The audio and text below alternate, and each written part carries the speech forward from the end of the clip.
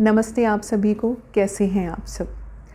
जब मैंने अपनी लॉ ऑफ अट्रैक्शन की जर्नी स्टार्ट की थी, उससे पहले मैंने बहुत सारी बुक्स पढ़ी।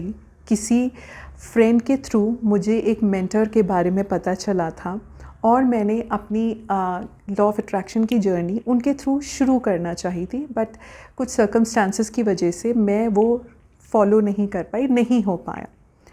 लेकिन मैं इतनी ज़्यादा ऑब्सेस्ड हो गई थी लॉ ऑफ अट्रैक्शन से कि मैंने बहुत सारी चीज़ें सर्च करनी शुरू करी ऑनलाइन और बहुत से लोगों से बात करके।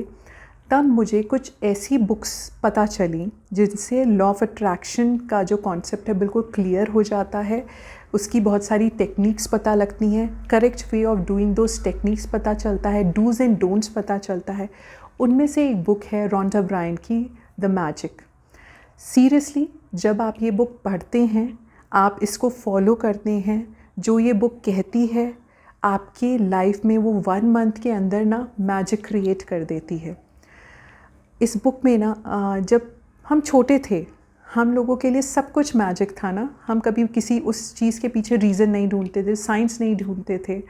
मैं छोटी थी ना, मुझे बहुत ज़्यादा विश्वास था हनुमान जी में और सेंटा क्लॉज में। मैं हिंदू हूँ, लेकिन मुझे सेंटा क्लॉज में, एक कॉन्वेंट स्कूल से पढ़ी हूँ, तो मुझे सेंटा क्लॉज बहुत ही एन्चेंटिंग लगते थे। मुझे वो बहुत बहुत खुशी देता था जब मैं छोटी थी।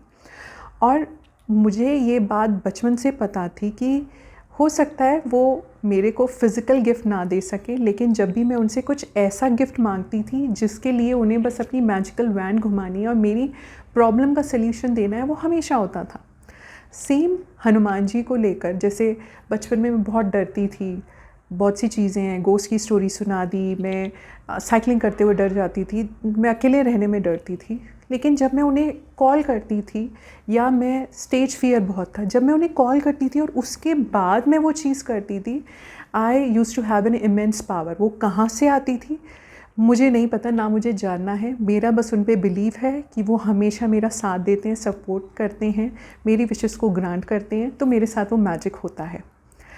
इस बुक में हम एक एक दिन करके मैं आपके साथ वो रिचुअल्स, वो चीज़ें शेयर करूँगी जो हम डेली कर सकते हैं और अपनी लाइफ को मैजिकल बना सकते हैं। तो इसका फर्स्ट डे की जो एक्सरसाइज़ है वो बहुत ही मज़ेदार है, बहुत ही वंडरफुल है। आप जब इसे करेंगे ना, आप जब स्टार्ट करेंगे और जब आप एंड कर रहे होंगे, आपकी आँखों में 100% आंसू होंगे। ये इतनी ब्यूटीफुल थिंग है जो हम इग्नोर करते रहते हैं। इसे कहते हैं काउंट योर ब्लेसिंग्स। जी हाँ, काउंट करनी है हमें हमारी ब्लेसिंग्स। आज आप बस एक टास्क करना, आज आप रात को सोने से पहले या दिन में आपको जब भी टाइम मिले, पर आप अकेले हो, जब आप ठंडे दिमाग से सोच पाओ, ऐसी कोई भी 10 चीज़ें जो आपके पास हैं और आप उसके लिए बहुत बहुत शुक्रगुज़ार हैं। You are really thankful to God for that. वो कुछ भी हो सकता है। मेरे लिए हमेशा मेरी जो ग्रैटिट्यूड जर्नल है, या मैं जब भी अपनी ब्लेसिंग्स काउंट करती हूँ, वो स्टार्ट होती है बाय बीइंग थैंकफुल कि I have the best parents in this world. मैं किसी के लिए कोई पर्सनल कुछ कमेंट नहीं करूँगी, पर हर तरह के पेरेंट्स मिलते हैं, हर तरह के बच्चे मिलते हैं, हर किसी की स्टोरी अलग है, हर किसी की लाइफ अलग है, but I am blessed in that case. इतने सपोर्टिव, इतने लविंग, अनकंडीशनल लव देने वाले, जिन्हें कुछ बोलने की ज़रूरत नहीं पड़ती। मेरे मन में जो है वो उन तक पहुंच जाता है, कैसे क्यों नहीं पता, but I am really grateful for that thing. फिर मैं सेकेंड नंबर पे मैं हमेशा बोलती हूँ कि आई एम सो ग्रेटफुल कि मेरे पास इतनी लविंग डॉटर दी है गॉड ने। आई डोंट नो हाउ, क्योंकि शायद मैं वो डिज़र्व नहीं करती थी, but I have that and that's a beautiful bond we both share. Same thing मेरे हस्बैंड के साथ, हम दोनों एक बहुत प्यारा बॉन्ड शेयर करते हैं। इट्स मोर देन एक हस्बैंड वाइफ के रिलेशनशिप के besides, we are best friends to each other, जो चीज़ ना बहुत ज़रूरी है एक रिलेशनशिप में। तो मैं ब्लेस्ड मानती हूँ अपने आप को। आई काउंट माई ब्लेसिंग्स और रोज़ रोज़ रोज़ उस चीज़ के लिए थैंकफुल होती हूँ, ग्रेटफुल होती हूँ, हर एक चीज़ के लिए। There so many things. आपकी जॉब, मेरे पास घर, मेरे पास कार, सब कुछ, बहुत सी चीज़ें हैं। तो आप आज सिर्फ 10 अपनी ऐसी ब्लेसिंग्स, ओनली 10, आप उसे शांति से बैठ के आप उसे लिखेंगे।